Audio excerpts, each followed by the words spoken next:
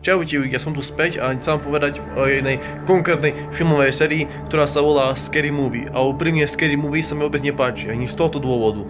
Scary Movie 1 je celkom dobrá, ale tak je o ničom. Scary Movie 2 je o ničom, Scary Movie 3 je vraj populárna zo všetkých tých dielov. Čiže je to najlepšia časť z tej série a úprimne vôbec dobrá nie je.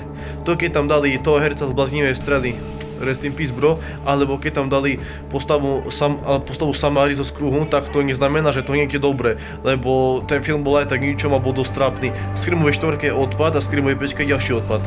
A uvidíme, ako dopadne 6, lebo 6 je ten novší film zo Scary Movie a úprimne niekto hovorí na ČSFD, že je to dobrý film a niekto hovorí, že je to odpad. Uvidíme, ja sa to samozrejme pozriem, som na to zvedavý, ale inak o to veľké očakávanie nemám.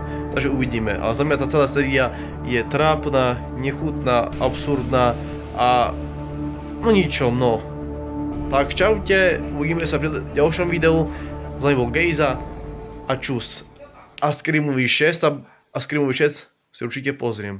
Ale pre info, určite to bude odpad. Čaute.